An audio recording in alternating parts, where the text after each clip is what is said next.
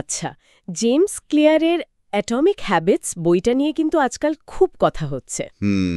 হচ্ছে তো। মানে বইটা এত জনপ্রিয় কেন হলো বলুন তো?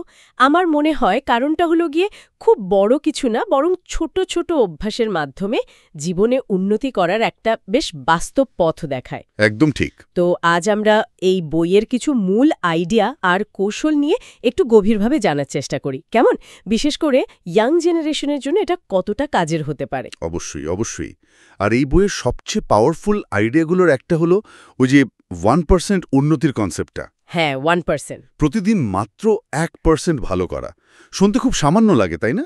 কিন্তু এর এফেক্টটা মানে চক্রবৃদ্ধি হারে বাড়ে। ঠিক, এটা সিম্পল যোগের মতো না যে 1+1=2। না না, একদমই না। বছরের শেষে দেখা যায় এই ছোট ছোট উন্নতিগুলো মিলে প্রায় 37 গুণ ভালো অবস্থায় পৌঁছা দিতে পারে। ক্লিয়ার তো এখানেই জোর দিচ্ছেন, মানে বিরাট লক্ষ্যের পেছনে না ছুটে প্রতিদিন একটু একটু করে ভালোর দিকে যাওয়ার একটা সিস্টেম বানানো।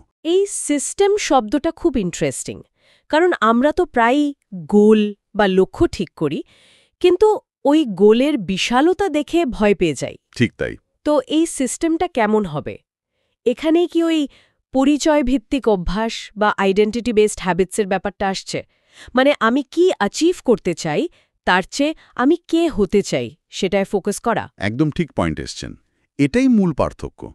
আমরা সাধারণত ভাবি আমাকে ওজন কমাতেই হবে, এটা হলো ফলাফল। অথবা ভাবি রোজ জিমে যেতে হবে, এটা প্রক্রিয়া। কিন্তু ফেলিন বলছেন ফোকাসটা হওয়া উচিত আমি একজন স্বাস্থ্য সচেতন মানুষ। যখন কেউ নিজের এই আইডেন্টিটিতে মানে পরিচয়ে বিশ্বাস করতে শুরু করে, আচ্ছা, তখন ওই পরিচয়ের সাথে মিলে এমন কাজগুলো, যেমন ধরুন হেলদি খাওয়া বা এক্সারসাইজ করা, এগুলো অনেক স্বাভাবিক মনে হয়। মানে চাপিয়ে দেওয়া কিছু মনে হয় না, নিজের ভেতরের ব্যাপার হয়ে দাঁড়ায়। বুঝলাম। কিন্তু নিজের এই বিশ্বাস বা পরিচয় এটা বদলানো তো খুব একটা সহজ না। ধরা যাক কেউ হয়তো নিজেকে অলস ভাবে, সে নিজেকে কর্মঠ ভাবা শুরু করবে কিভাবে? হ্যাঁ, এটা একটা চ্যালেঞ্জ তো বটেই। এখানেই কি বইয়ের ওই 4টে সূত্রের খেলা, মেক ইট অবভিয়াস, অ্যাট্রাক্টিভ? ঠিক ধরেছেন। এই 4টে সূত্রই আসলে অভ্যাস গড়ে তুলে ওই কাঙ্ক্ষিত পরিচয়টাকে সত্যি করতে সাহায্য করে। প্রথমটা যেমন বললেন, সুস্পষ্ট করা বা মেক ইট অবভিয়াস। মানে ভালো অভ্যাসটা শুরু করার জন্য পরিবেশটাকে এমনভাবে সাজানো যেন সেটা সহজে চোখে পড়ে, মনে থাকে।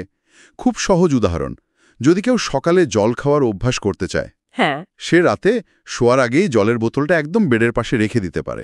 খুব সাধারণ কিন্তু দারুণ কাজের। ঠিক, পরিবেশটাই মনে করিয়ে দেবে। আচ্ছা, দ্বিতীয় সূত্রটা ছিল আকর্ষণীয় করা, মেক ইট অ্যাট্রাক্টিভ। এটা কিভাবে কাজ করে? এর মূল আইডিয়াটা হলো যে অভ্যাসটা গড়তে চাইছি সেটাকে এমন কিছুর সাথে জুড়ে দেওয়া যা আমরা এনজয় করি। মানে একটা লোভ দেখানো আর কি। হা, লোভ দেখানো। আকে বলে টেম্পটেশন বান্ডলিং। ধরুন কেউ হয়তো ব্যায়াম করতে তেমন ভালোবাসে না, কিন্তু পছন্দের পডকাস্ট শুনতে দারুণ লাগে। আচ্ছা, তাহলে সে নিয়ম করে নিল যখন ব্যায়াম করবে ঠিক তখনই শুধু ওই প্রিয় পডকাস্টটা শুনবে। এতে ব্যায়াম জিনিসটার সাথে একটা ভালো লাগা জুড়ে যায়। বাহ, এটা তো দারুণ একটা কৌশল, বেশ মজার। আচ্ছা, 3 নম্বরটা সম্ভবত সহজ করা, মেক ইট ইজি, মানে কাজটা শুরু করার পথে বাধা কমানো। একদম। অভ্যাসের জন্য যত কম উইল পাওয়ার বা মানসিক জোর লাগে তত ভালো। ওই যে বিখ্যাত 2 মিনিট রুল। ও হ্যাঁ, শুনেছি। যে কোনো নতুন অভ্যাস শুরু করার সময় নিজেকে বলা এটা করতে মাত্র 2 মিনিট লাগবে। ধরুন বই পড়ার অভ্যাস করবেন, প্রতিদিন শুধু 1 পাতা পড়ুন শুরুতে। স্টার্ট করাটাই আসল, বুঝলেন?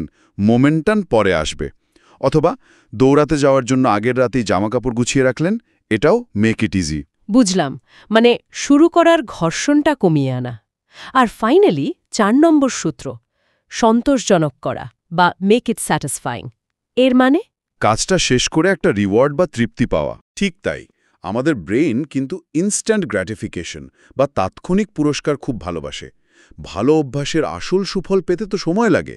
ঠিক, কিন্তু আমরা যদি অভ্যাসটা করার পরপরই কোনো ছোটোখাটো স্যাটিসফ্যাকশন পাই, তাহলে ওই অভ্যাসটা চালিয়ে যাওয়ার ইচ্ছেটা বাড়ে। এটা হতে পারে একটা হ্যাবিট ট্র্যাকারে টিক দেওয়া বা কাজটা শেষ করে নিজেকে ছোট্ট একটা ব্রেক দেওয়া।